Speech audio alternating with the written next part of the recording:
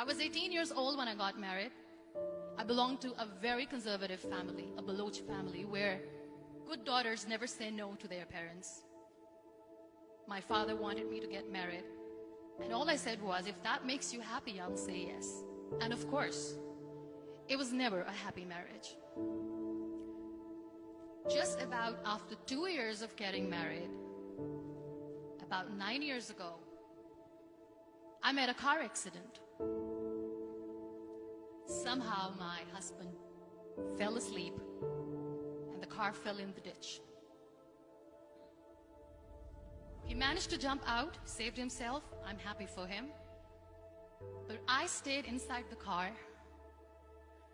and I sustained a lot of injuries. The list is a bit long. Radius ulna of my right arm were fractured. The wrist was fractured. Shoulder bone and collarbone were fractured. My whole rib cage got fractured. But that injury that changed me and my life completely was the spine injury. Many people came to rescue. They gave me CPR. They dragged me out of the car. And while they were dragging me out, I got the complete transection of my spinal cord. Those 2.5 months in the hospital were dreadful. I was at the verge of despair. One day, doctor came to me and he said, well, I heard that you wanted to be an artist, but you ended up being a housewife. I have a bad news for you. You won't be able to paint again. Next day, doctor came to me and said, your spine injury is so bad, you won't be able to walk again. I took a deep breath and I said, it's all right. Next day, doctor came to me and said, because of your spine injury and the fixation that you have in your back, you won't be able to give birth to a child again. That day, I was devastated. I started to question my existence. Why am I even alive? So what kept me going was, one day I asked my brothers, I know I have a deformed hand, but I'm tired of looking at these white walls in the hospital and wearing these white scrubs. Bring me some colors, bring me some small canvas. I want to paint. So the very first painting I made was on my deathbed, where I painted for the very first time. What an amazing therapy it was. Without uttering a single word, I could paint my heart out. I could share my story. People used to come and say, what lovely painting, so much color. Nobody could see the grief in it. Only I could. And that day I decided that I'm going to live life for myself. I am not going to be that perfect person for someone. I am just going to take this moment and I will make it perfect for myself. That I'm going to fight my fears. So I wrote down one by one all those fears. And I decided that I'm going to overcome these fears one at a time. You know what was my biggest fear? Divorce. But the day I decided that this is nothing but my fear, I liberated myself by setting him free. And I made myself emotionally so strong that the day I got the news that he's getting married, I sent him a text that I'm so happy for you and I wish you all the best. And he knows that I pray for him today. Number 2 was, I won't be able to be a mother again. And that was quite devastating for me. But then I realized there are so many children in the world, all they want is acceptance. So there is no point of crying, just go and adopt one. And that's what I did.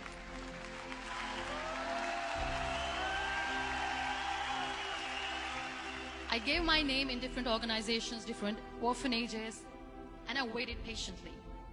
2 years later, I got this call from a very small city in Pakistan. I got a call and they said, are you Muniba Mazari? There is a baby boy and would you like to adopt? I could literally feel the labor pain. I said, yes, yes, I am going to adopt him. I am coming to take him home.